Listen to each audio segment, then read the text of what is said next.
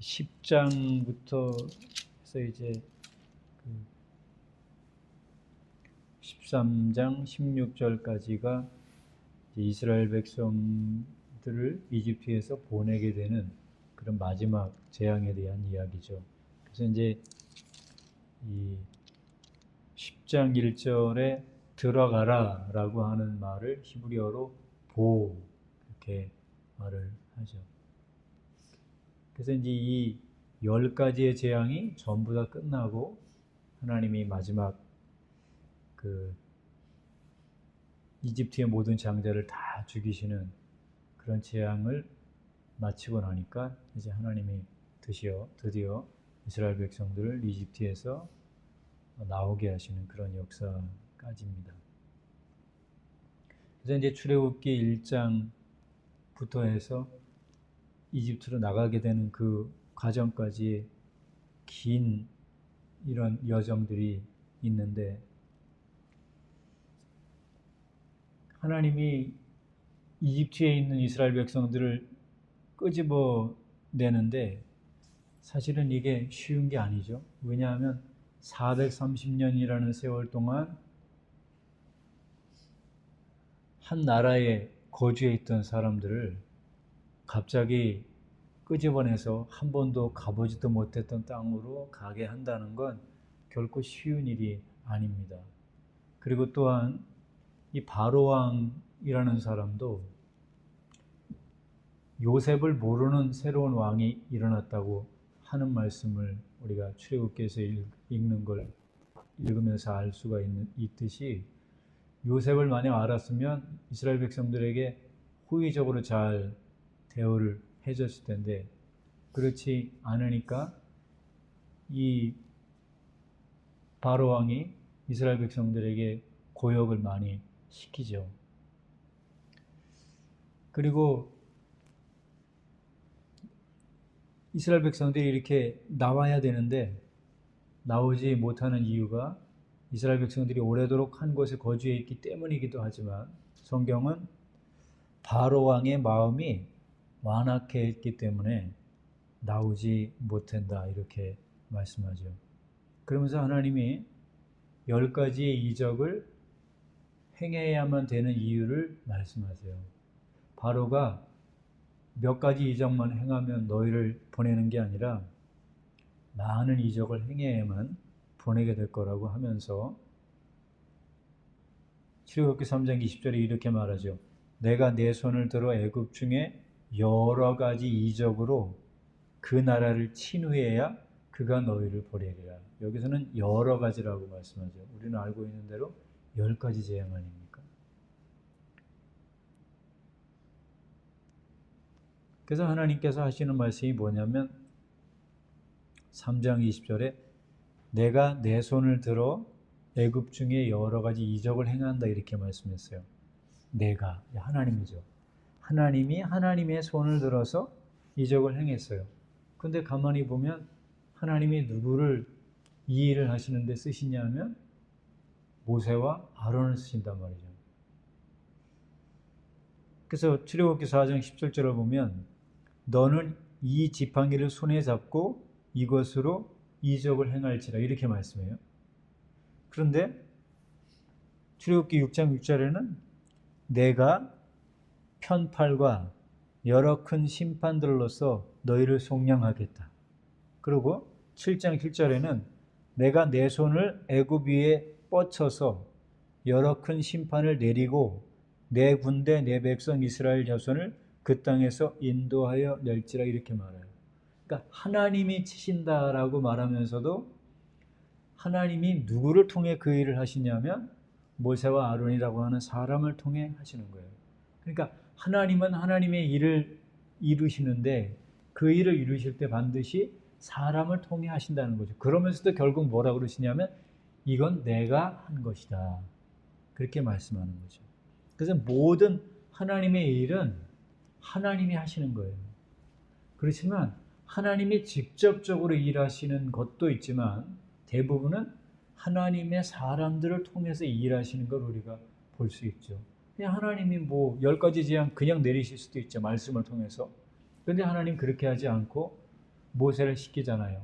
어떨 때는 지팡이 들으라 그러고 어떨 때는 손을 하늘에 펴라 그러고 이렇게 하나님이 그때그때마다 말씀하시는 방법이 다 다른 거죠.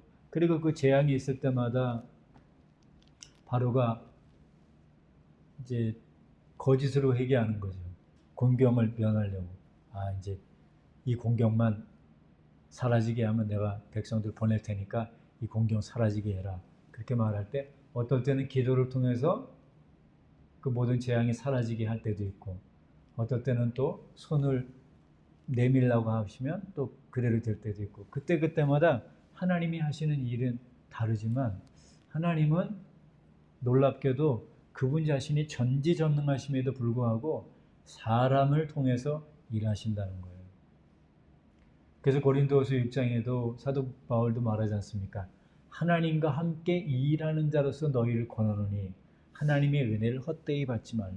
우리 모두가 예수님을 믿게 된 것도 하나님의 직접적인 역사일 뿐만 아니라 예수님을 미리 믿고 있었던 사람들을 통해서 우리가 주님께로 돌이켜진 거 아닙니까?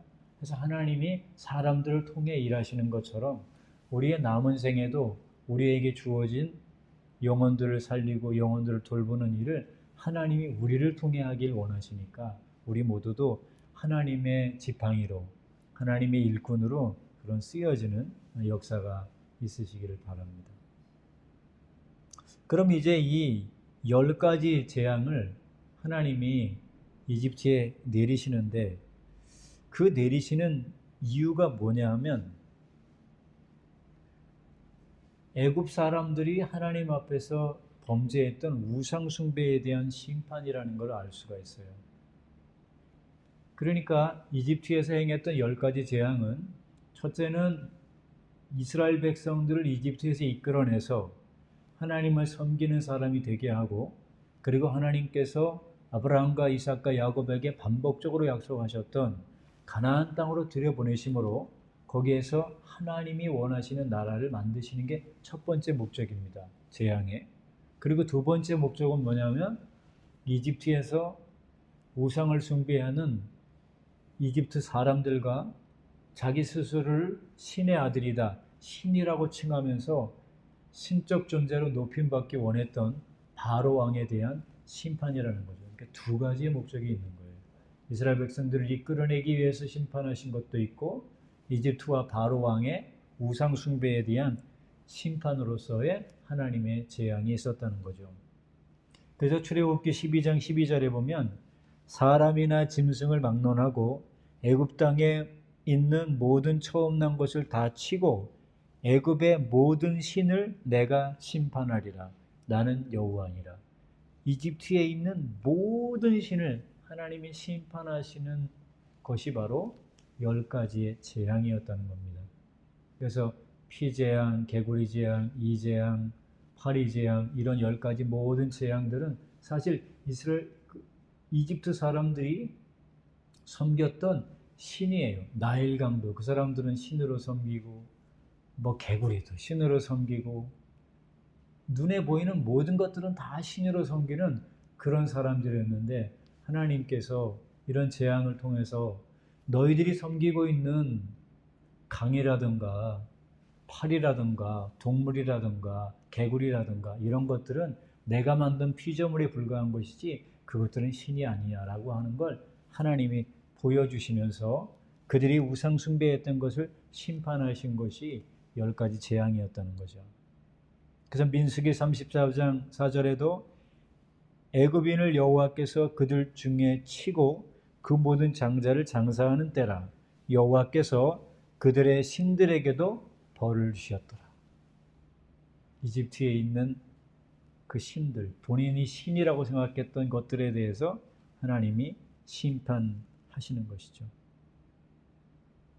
그래서 동물이나 바로왕 이런 귀족들이나 왕들이 신이 아니라 하나님이 심판하시면 심판을 받을 수밖에 없는 그런 피조물이라고 하는 사실을 이렇게 보여주시는 것이 10가지 재앙의 목적이었다는 거죠. 그리고 또한 이렇게 하나님이 심판을 행하시는 이유는 뭐냐면 아브라함에게 약속하셨던 예언의 말씀을 성취하기 위함입니다. 그래서 아브라함에게 말씀하셨던 이 때가 언제냐면 출애굽이 있기 약 654년 전인데, 그때 하나님이 창세기 15장을 통해서 아브라함에게 말씀하세요. 창세기 15장 13절로 14절에 너는 반드시 알라. 내 자손이 이방에서 객이 되어 그들을 섬기겠고 그들은 400년 동안 내 자손을 괴롭히리니 그들이 섬기는 나라를 내가 징벌할지며 그 후에 내 자손이 큰 재물을 이끌고 나오리라. 이렇게 하나님께서 아브라함에게 645년 전에 예언하셨는데, 그 예언하신 말씀대로 이스라엘 백성들은 이집트에서 객이 되고 노예가 돼서 400년이라고 하는 세월 동안 거기서 노예 생활을 하게 되는 거예요. 그리고 하나님께서 거기에 있는 이방 땅, 창세기에는 이방 땅이라고만 돼 있지, 그게 나중에는 이제 이집트가 되죠. 그 이집트 사람들이 요셉 때문에 처음에는 호의적으로 잘 좋은 반응을 보였는데, 나중에 요셉을 모르는 왕이 일어난 이후부터 이스라엘 백성들을 괴롭히게 됩니다. 그 모든 것들도 다 하나님이 아브라함에게 예언하셨던 말씀을 이루어 가시는 거예요. 그리고서는 하나님이 그 땅을 심판하신다. 그래서 창세기 15장에는 내가 그 나라를 징벌하겠다 이렇게 말씀하는데, 징벌이라고 하는 말을 히브리어를 찾아보면 심판한다 그런 말이에요. 하나님이 그들이 이스라엘 백성들을 괴롭히고 이스라엘 백성들을 노역을 시키고 이런 모든 죄들에 대해서 하나님이 심판하시는 것이고, 또 그들이 우상 숭배했던 죄악에 대해서도 이렇게 심판하시게 된다는 거죠. 그래서 하나님이 이집트의 사람들을 10가지 재앙을 내리신 것이 그들이 섬기는 우상이 진짜 신이 아니라 하나님이 만드신 피조물에 불과하다는 걸 보여주시는 것뿐만 아니라, 하나님께서 아브라함을 통해서 예언하셨던 그 예언의 말씀을 이루시기 위해서 이런 재앙들이 일어나는 것이고, 또 하나는 이집트 사람들이 이스라엘 백성들을 괴롭히는 일을 했기 때문에 그 괴롭히는 일을 한 것에 대해서 하나님이 심판하신다 하는 것이죠. 그래서 출애굽기 1장 14절에 보면 어려운 노동으로 그들의 생활을 괴롭게 했다 이런 말씀이 있죠. 그러니까 아브라함에게 하셨던 그 예언의 말씀이 그대로 다 이루어지는 걸 볼 수 있어요. 그러니까 결국 이스라엘 백성들의 삶은 그들 자신의 계획에 의해서 이루어진 게 아니라 하나님이 다 계획하신 대로 하나하나 차근차근 이루어지게 됐다는 걸 우리가 알 수가 있는 것입니다. 그래서 하나님은 결국 그분의 입에서 하신 말씀대로 모든 역사를 이루어 가신다는 것이죠. 표면적으로 이스라엘 백성들이 많은 노역을 통해서 고통을 당하게 되는데, 이런 고통을 당하게 되는 이유도 사실은 그런 고통이 만약 없었으면 이스라엘 백성들은 편안하게 이집트에서 살았겠죠. 좋은 대우를 받으면서. 그러면 하나님이 가나안 땅을 주시겠다고 하는 그 약속의 말씀은 이루어질 수가 없는 것이죠. 그렇기 때문에 하나님께서 시편 105편 25절을 보면 여호와께서 그 대적들의 마음을 변하게 하여 그의 백성을 미워하게 하시며 그의 종들에게 교활하게 행하게 하셨도다 이렇게 말씀하죠. 그러니까 결국 이런 어려움과 고통을 당하게 되니까 이스라엘 백성들은 그것 때문에 출애굽기 2장 23절처럼 고된 노동으로 말미암아 부르짖는 소리가 하나님께 상달하게 된 거예요. 우리가 기도하는 건 어렵고 힘들 때 기도하게 되는 일들이 많지, 아무 어려운 일이 없을 때는 기도를 잘 하지 않지 않습니까? 이스라엘 백성들도 마찬가지죠. 만약 그 430년 그 세월 동안 아무 어려움이 없었다면 그들은 결코 부르짖는 기도를 한다거나 하나님이 아브라함과 이삭과 야곱에게 약속하셨던 그 가나안 땅에 가고자 하는 열망이 그들에게 없었을 겁니다. 근데 고된 노동으로 말미암아 엄청나게 많은 힘든 일들을 당하게 되고 또 생육하고 번성하니까 히브리 사람들 그 남자를 다 죽이겠다라고 하는 이런 일들이 벌어지게 되니까 결국 그들은 하나님께 기도하게 되는 걸 볼 수 있죠. 그래서 하나님은 하나님의 뜻을 이루시기 위해서 고난을 우리의 삶에 허락하십니다. 그리고 그 고난 속에서 하나님께 기도하게 하시고 기도를 통해서 하나님은 응답해 주심으로 하나님이 살아계신 분이라는 걸 보여주시는 것이죠. 또한 우리가 바로왕의 마음을 완악하게 했던 이유도 하나님이 예언하신 그 예언을 성취하기 위함이라는 걸 알 수가 있습니다. 출애굽기 4장 21절에 보면 내가 내 손에 준 이적을 바로 앞에서 다 행하라. 그러나 내가 그의 마음을 완악하게 한즉 그가 백성을 보내주지 아니하리라. 왜 하나님이 이 이적을 다 행해야 되냐면 그 마음이 완악하게 돼서 백성들을 보내주지 않을 거기 때문에 10가지 재앙을 다 하나님이 하게 하신다는 거예요. 결국 하나님은 사람들의 모든 마음도 주관하시는 분이라는 걸 알 수 있죠.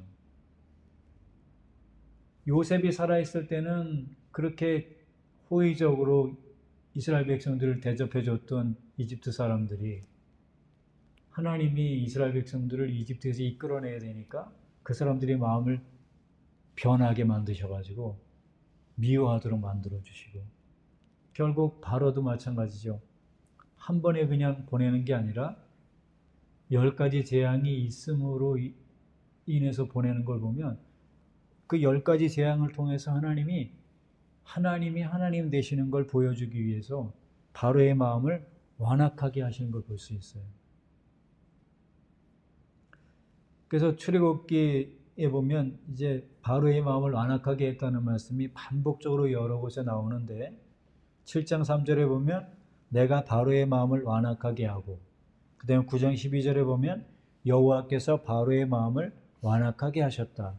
악성 종기의 재앙이 있고 나서 이렇게 완악하게 된 반응을 보여주시고 10장 20절에는 여호와께서 바로의 마음을 완악하게 하셨으므로 이스라엘 자손을 보내지 아니하였다. 이 말은 메뚜기 재앙이 있고 나서 이렇게 됐다는 거예요. 그리고 10장 27절에도 동일하게 흑암 재앙이 있고 나서도 역시 동일하게 하나님이 바로의 마음을 완악하게 하심으로 이스라엘 백성들을 보내지 않았다. 그리고 11장 10절에는 여호와께서 바로의 마음을 완악하게 하셨으므로 이 모든 기적을 바로 앞에서 행하게 했다라고 말씀해요. 그래서 7장 13절, 22절, 8장 15절, 8장 19절, 8장 32절, 9장 7절, 9장 35절에 반복적으로 하나님의 바로의 마음을 완악하게 하심으로 이스라엘 백성들을 보내지 않았다. 바로의 마음이 완악하여 그들의 말을 듣지 아니하니 여호와의 말씀과 같더라. 이렇게 말씀하죠. 그러니까 하나님은 바로라고 하는 사람의 심령 상태가 어떤지를 다 아시기 때문에 아무리 내가 재앙 내려도 안 보낼 거야. 그러니까 마지막으로 아들을 다 죽이는 그런 재앙을 내려서나 보내게 될 걸 하나님은 미리 다 아시는 거예요. 그래서 마치 출애굽기를 잘못 읽으면 하나님은 바로는 착한 사람인데 착한 사람의 마음을 완악하게 만들어서 이스라엘 백성들을 못 보내게 했다라고 생각하지만 사실은 그렇지 않은 거죠. 인간의 마음은 어떻습니까? 예레미야 17장에 나오는 것처럼 만물보다 거짓되고 부패한 게 사람 마음이에요. 엄마 뱃속에서 태어나는 순간부터 인간은 완악한 죄성을 가지고 있는 인간이기 때문에 하나님이 부드럽게 해주시는 은혜가 아닌 이상 사람은 완악한 것입니다. 그것을 하나님 보여주는 거예요. 마치 이런 겁니다. 햇빛이 비치면 얼음은 녹이죠. 근데 진흙은 어떻게 됩니까? 더 딱딱해집니다. 이런 이치와 같은 거예요. 그러니까 하나님이 구원할 사람들은 얼음 같은 사람이어도 태양이 떠오르면 얼음이 녹게 하지만 완악한 마음을 계속 유지하고 교만한 사람들은 마치 진흙이 처음에는 물기가 있어서 부드러운 것 같지만 햇빛이 계속 비치면 결국 나중에 딱딱하게 되죠. 우리가 구원받는 것도 하나님의 은혜예요. 하나님이 우리를 얼음도 딱딱하고 진흙도 딱딱한데 얼음은 햇빛 오면 녹아요. 우리가 하나님 앞에서 이 바로처럼 교만하고 완악한 마음을 유지하는 게 아니라 하나님 저에게도 하나님 말씀이 들려질 때 하나님이 재앙을 내리시거나 어떤 표적을 통해서 하나님이 되심을 보여주실 때 완악한 마음 가지지 않고 부드러운 마음을 나에게 주십시오라고 우리가 기도해야 됩니다. 그래서 우리가 복음은 우리가 전하지만 복음이 사실 받아들여지고 회개하고 예수님 믿는다는 건 하나님이 복음을 듣는 사람들의 마음을 부드럽게 만들어 주셔야 되는 거죠. 그래서 바로의 마음을 하나님이 완악하게도 하시고 나중에는 보내도록 그렇게 마음을 또 부드럽게도 하시는 걸 보면 그건 하나님의 역사라는 걸 알 수 있습니다. 그래서 잠언 21장 1절에 이렇게 말씀하죠. 왕의 마음이 여호와의 손에 있음이 마치 봇물 같아서 그가 임의로 인도하시느니라. 사람의 마음은 하나님께 달려 있는 거예요.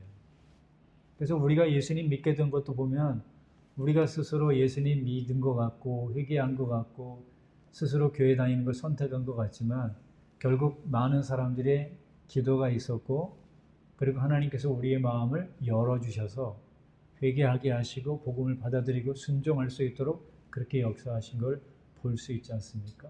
그래서 우리 모두도 늘 부드러운 마음을 유지할 수 있도록 기도해야 되고 아직도 예수님 모르는 우리의 가족들, 친인척들, 우리의 이웃들을 하나님 그들의 마음을 부드럽게 만들어 주세요. 돌 같은 마음을 부서뜨려 주셔서 하나님의 말씀을 받아들이고 회개하고 주님께로 나오는 역사가 있게 해달라고 기도할 때 하나님이 그런 일들을 행해 주실 것을 믿습니다. 우리가 이제 이 바로라고 하는 사람이 10가지 재앙이 있었음에도 불구하고 끝까지 순종하지 않는 모습을 보면서 이것은 우리의 예수 믿기 전에 우리의 자아의 모습을 볼 수 있어요. 우리의 자아라고 하는 건 하나님의 말씀에 순종하고 싶어 하지도 않고 순종할 수도 없는 것이 우리의 자아고 우리의 육신이라는 거예요. 그래서 로마서 8장 5절에 뭐라 그럽니까? 육신을 따르는 자는 육신을 생각한다. 그리고 8장 7절에 육신의 생각은 하나님과 원수가 되나니 이는 하나님의 법에 굴복하지 아니할 뿐 아니라 할 수도 없습니다. 이게 뭔 얘기냐? 바로처럼 그리고 이집트 사람들처럼 끝까지 하나님께 복종하지 않는 그 모습이 예수 믿기 전에 우리의 자아, 옛사람의 모습이 바로 그랬다는 거예요. 그러니까 우리는 하나님 앞에 굴복하는 것을 원하지도 않고 그렇게 할 수도 없는 존재라는 거예요. 그게 인간이라는 겁니다. 그래서 우리가 뭐 바로 왕이 완악했다, 이집트 사람들이 완악했다 하면서 나쁜 사람들 그렇게 얘기할 게 아니라 그 바로의 모습이 바로 우리 예수 믿기 전에 우리 자아의 모습이었다는 걸 알 수 있죠. 그래서 바로나 그 이집트 병사들은 결국 어떻게 처리가 됩니까? 홍해 바다에 다 죽는 거예요. 뭘 보여주십니까? 우리의 옛사람, 우리의 자아는 고쳐 쓸 게 아니라 우리 옛사람은 바로와 이집트의 병사처럼 홍해 바다에 수장되어야 한다. 죽어야 된다라고 하는 걸 하나님이 보여주는 거예요. 그래서 세례가 의미하는 것이 우리의 옛사람이 예수님과 함께 죽는 것을 말하는 것처럼 우리가 예수 그리스도를 믿는다는 게 뭐냐면 예수님이 죽을 때 나의 옛사람도 십자가에서 죽었다라고 하는 걸 보여주는 거죠. 우리 옛사람이 순간순간 일어나려고 할 때마다 로마서 8장에 있는 것처럼 성령을 통해서 우리의 육신의 소욕을 죽여나가는 그런 삶을 사시길 바라요. 홍해바다에다가 이집트의 병사들과 모든 바로 그리고 그 모든 병거들이 다 죽었던 것처럼 그럼 죽여지는 역사가 있기 바랍니다. 그 성경에 병거라고 번역되어 있는 말은 히브리어로는 그 말 자체가 해석이라는 의미예요. 해석. 그러니까 하나님이 우리가 죽기 원하는 게 뭐냐면 내 생각, 나의 해석, 나의 관점이 다 홍해바다에 빠지기를 원하신다는 거예요. 그것이 하나님이 10가지 재앙 이후에 결국 홍해바다에 이집트 사람들과 바로를 죽이시게 되는 그런 역사라는 걸 알게 되는 겁니다. 또한 이제 하나님께서 이 10가지 재앙을 이집트 땅에 행하시는 이유가 뭐냐 하면 출애굽기 8장 10절에 보면 우리 하나님 여호와와 같은 이가 없는 줄을 알게 하시려고 개구리 재앙을 내리셨다라고 말해요. 그다음에 8장 22절에 보면 그날에 나는 내 백성이 거주하는 고센 땅을 구별하여 그곳에는 파리가 없게 하리니 이로 말미암아 이 땅에서 내가 여호와인 줄 내가 알게 될 것이라. 놀라운 거죠. 파리가 날아다니면 전 이집트 전역을 날아다녀야 되는데 하나님이 하신 게 뭐냐면 이스라엘 백성들이 거하는 고센 땅에는 파리가 안 날아다니는 거예요. 그리고 흑암재앙도 보시면 알지 않습니까? 흑암재앙이 이집트 전역에 있었지만 놀랍게도 이스라엘 백성들이 거하는 그곳만은 빛했었다. 그리고 이집트 사람들이 짐승들은 죽지만 하나님이 이스라엘 백성들이 갖추고 살려주시는 것을 통해서 하나님의 사람과 하나님을 믿지 않는 불신자를 이렇게 구별해 주시는 걸 볼 수 있어요. 그러니까 이 심판의 역사가 뭐냐? 믿지 않는 사람들에게는 하나님을 믿지 않고 하나님께 따르지 않았던 불순종에 대한 심판이고 하나님의 사람들에게는 너는 나의 백성이라고 하는 것을 하나님이 구별시켜 주시는 것이 이 심판의 목적이었다는 거죠. 그래서 8장 14절에도 이렇게 말해요. 내가 이번에는 모든 재앙을 너와 내 신하와 내 백성에게 내려 온 천하에 나와 같은 자가 없음을 알게 하려고 이런 재앙을 행하셨다. 그리고 8장 29절에 보면 세상이 여호와께 속한 줄을 왕이 이 재앙을 통해서 알게 될 겁니다 라고 말씀하는 거죠. 또한 출애굽기 7장 5절에는 내가 내 손을 애굽 위에 펴서 이스라엘 자손을 그 땅에서 인도하여 낼 때에야 애굽 사람이 나를 여호와인 줄 알리라. 그러니까 이 10가지 재앙이 있게 됐던 이유가 몇 가지인 걸 알 수 있죠. 하나는 이집트 사람들의 죄악에 대한 심판이고 또 하나는 하나님이 아브라함에게 하셨던 그 예언의 말씀을 이루시기 위해서 이러한 재앙이 있게 된 거고 또 하나는 바로왕과 이집트 사람들에게 여호와만이 하나님이라는 걸 보여주심으로 그들이 이 재앙이 있었던 당대에는 여호와 하나님께로 돌아와지는 역사가 있지 않았지만 결국 나중에 이집트 사람들은 하나님께로 돌아와지는 역사가 있게 됩니다. 이 출애굽기 사건이 있고 난 이후 이사야라고 하는 선지자가 이사야 19장 1절을 통해 이집트라고 하는 나라에 장차 일어나게 될 일들을 예언을 하는데 거기에 나중에 이집트 사람들이 우상을 숭배하는 나라임에도 불구하고 거기에 하나님을 섬기는 제단이 생기게 될 거다. 이사야 19장 19절의 얘기예요. 그리고 이사야 19장 20절에는 압박자로 인해서 부르짖게 될 텐데 하나님께 부르짖게 된다는 거예요. 지금 출애굽기 시대에는 우상 숭배하는 사람들이었지만 나중에 하나님의 때가 되면 그들도 하나님께 부르짖고 기도하게 되므로 하나님이 이집트의 학정을 그런 고통 속에서 구원해 주시는 보호자를 보내주실 것이라고 예언하고 있습니다. 그리고 19장 21절에는 여호와께서 자기를 애굽에 알리게 될 거다. 그로 인해서 이집트에 있었던 많은 사람들이 하나님께 경배하는 역사가 있을 것이라고 예언해요. 그리고 22절에는 하나님이 이집트 사람들을 징계하시고 때리셔서 하나님께 돌아오게 만들고 회개하도록 만드신 다음에 하나님께 기도하니까 그들을 고쳐주시고 하나님이 그들을 회복시켜 주실 것이다라고 예언해 주고 있습니다. 그러니까 이 이집트에 10가지 재앙이 일어났었던 이때는 역사학자들이 예수님 오시기 전 BC 1446년의 일이라고 보통 그렇게 말하는데요. 이 이집트라고 하는 나라가 이때만 해도 다신교고 하나님을 몰랐던 곳이었는데 하나님이 나중에 이 이집트에도 하나님을 믿게 되는 놀라운 역사를 허락하십니다. 우리가 알고 있는 대로 BC 586년 예수님 오시기 전 기원전 586년에 이스라엘이 완전히 망하게 됩니다. 그랬을 때 대부분의 사람들은 느부갓네살에 의해서 바벨론이라고 하는 나라에 포로로 잡혀가지만 또 다른 사람들은 예레미야서를 보면 이집트로 가게 되는 사람들도 볼 수가 있습니다. 물론 불순종함으로 이집트에 간 것이지만 이집트에 가는 사람들 중에 살아있는 사람들이 있었던 거예요. 그 살아있는 사람들이 그들이 섬겼던 하나님에 대한 말씀을 이집트에 살고 있는 사람들에게 전하게 된 것이죠. 그래서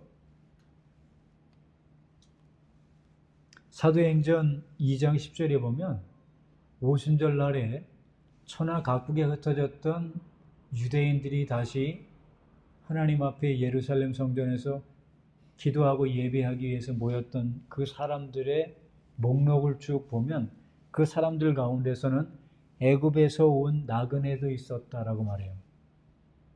그러니까 애굽에서 온 나그네는 누굴 얘기하느냐 하면 BC 586년에 느부갓네살에 의해서 포로가 되지 않습니까? 그런데 그 포로된 사람들 중에 이집트로 갔던 사람들이 거기에 정착을 하면서 이렇게 자손이 있게 된 것이죠.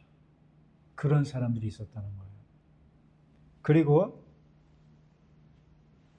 알렉산더 대왕이 헬라 제국, 대제국을 세우고 난 다음 30여 세가 됐을 그때 죽게 되죠. 그랬을 때 4명의 장군에 의해서 그 헬라 제국이 다 분리가 되는데 이집트라고 하는 나라는 프톨레미라고 하는 그 왕가가 생겨서 거기에 피지배층은 이집트 사람이지만 지배하는 계급은 헬라 사람인 거예요.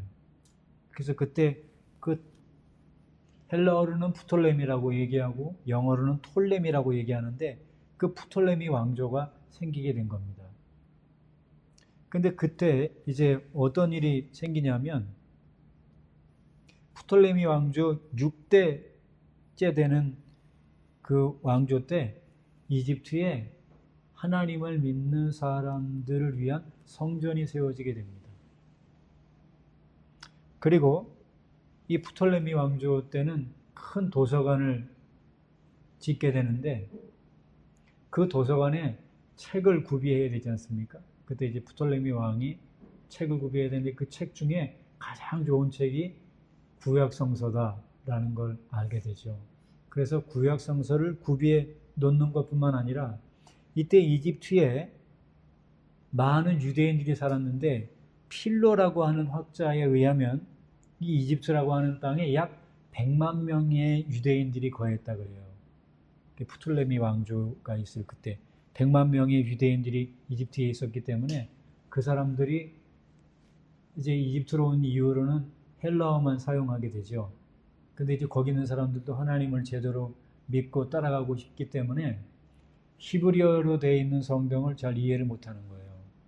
그래서 이 톨레미 왕이 유대에 있는 학자들을 불러서 70명의 사람들을 불러서 여기 이제 히브리 성경이 있으니까 이 히브리 성경을 이집트에 있는 유대인들이 그리고 이집트에서 하나님을 믿기 원하는 사람들이 성경을 읽고 이해하고 하나님을 경배할 수 있도록 하기 위해서 헬라어로 바꿔라. 그래서 헬라어로 번역하는 작업을 합니다.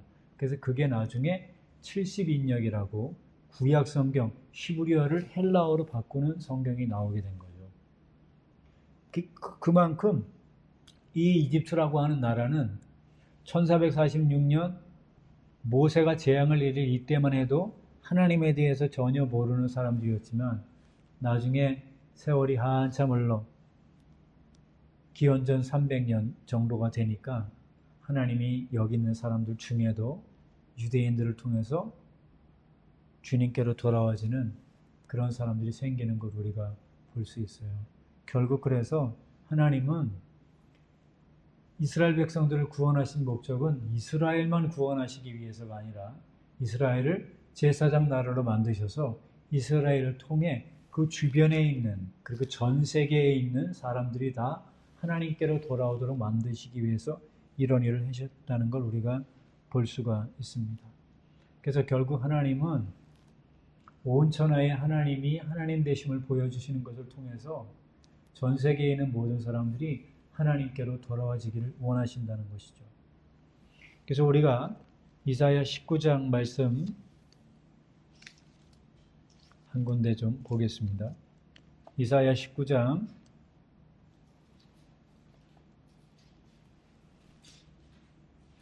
23절부터 25절까지 보시면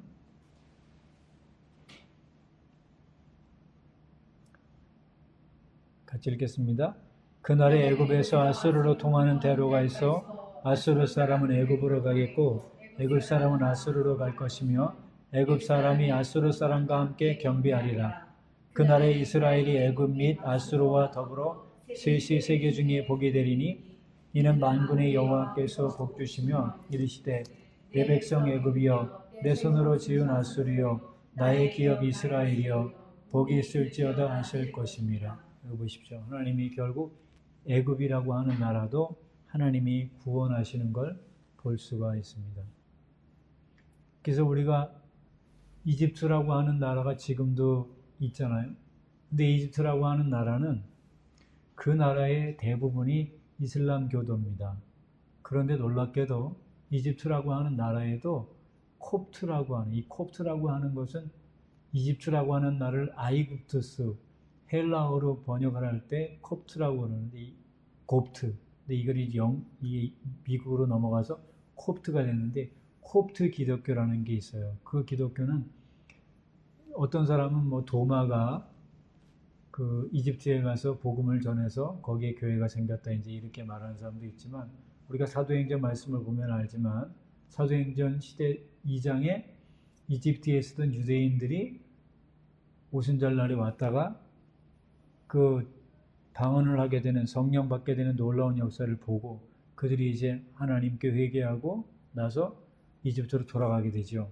그래서 이집트 돌아가서 거기에서도 복음이 전파되게 되고 이집트에도 많은 사람들이 하나님을 믿는 그런 역사들이 있어요.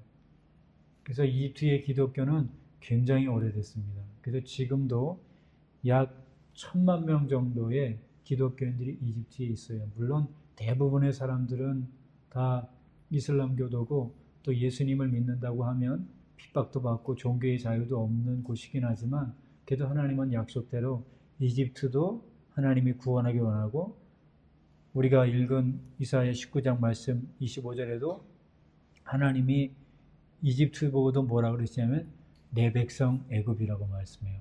하나님의 말씀은 1.1핵도 변함이 없습니다. 아무리 이슬람교가 흥황하고 예수 믿는 사람들을 다 핍박해도 결국 하나님은 이집트라고 하는 나라를 거기에 있는 백성들을 구원하기 원하시는 그 계획이 지금도 이루어지겠다는 걸 알 수 있어요. 이것은 우리에게도 시사하는 바가 많죠. 우리도 예수님 믿기 전에는 다 애굽 사람과 같은 존재였죠. 하나님을 대적하고 나의 욕구를 위해서 주님을 따랐던 사람이지만 하나님의 은혜와 섭리 가운데 복음을 받아들이고 주님의 백성이 되었으니 우리도 애굽 사람이었으나 이제 유대의 하나님, 이스라엘의 하나님께 돌아오게 된 그런 역사가 있는 것이죠. 하나님은 그래서 이 땅에 있는 사람들 중에 한 명도 멸망하지 않고 다 구원받기 이르기를 원하시는 그 하나님의 뜻을 알 수가 있습니다. 또 우리가 이 출애굽기 말씀을 통해서 마지막으로 깨닫게 되는 건 뭐냐면 하나님이 이 구원하시는 구원의 역사는 하나님의 주권적인 역사라는 걸 우리가 알 수가 있어요. 그래서 올해 로마서 9장을 보시면은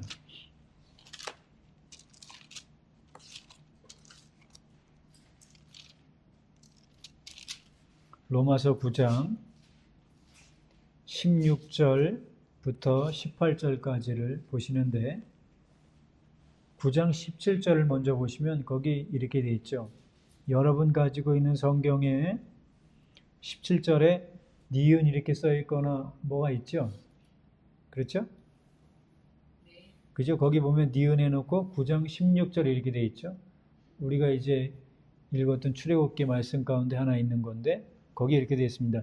내가 이 일을 위하여 너를 세웠으니 곧 너로 말미암아 내 능력을 보이고 내 이름이 온 땅에 전파되게 하렵니다 하셨으니. 그러니까 하나님께서 이집트 땅에 10가지 재앙을 내리시는 이유가 뭐냐면 바로에게 내가 하나님이라고 하는 능력을 보여주시기 위함이라는 것이죠. 근데 이 말씀을 인용하는 이유가 뭐냐면 하나님이 어떤 사람을 구원하시는 구원의 역사는 인간에게 달린 게 아니라 하나님의 주권적인 역사라는 걸 보여주시는 거예요. 그래서 16절과 18절 두 절을 같이 읽겠습니다. 그런즉 원하는 자로 말미암음도 아니요 다른 박질하는 자로 말미암음도 아니요 오직 긍휼히 여기시는 하나님으로 말미암음이니라. 18절 그런즉 하나님께서 하고자 하시는 자를 긍휼히 여기시고 하고자 하시는 자를 완악하게 하시느니라. 하나님의 주권이라고 하는 겁니다. 구원. 그럼에도 불구하고 하나님께서 우리에게 뭐라고 얘기하시냐면 히브리서 3장 13절에 오직 오늘이라 일컫는 동안에 매일 피차 권면하여 너희 중에 누구든지 죄의 유혹으로 완고하게 되지 않도록 하라 라고 말씀해요. 완고하게도 하시고 부드럽게도 하시는 것이 하나님의 역사인 건 틀림없지만 인간이 스스로 하나님 앞에 완고하게 되지 않도록 부드러운 마음을 유지하도록 겸손한 마음을 가져야 된다는 걸 말씀해 주고 있습니다. 오늘 우리가 들은 말씀을 함께 생각하시면서 하나님 앞에 오늘 기도하는 시간을 가지면 좋겠어요.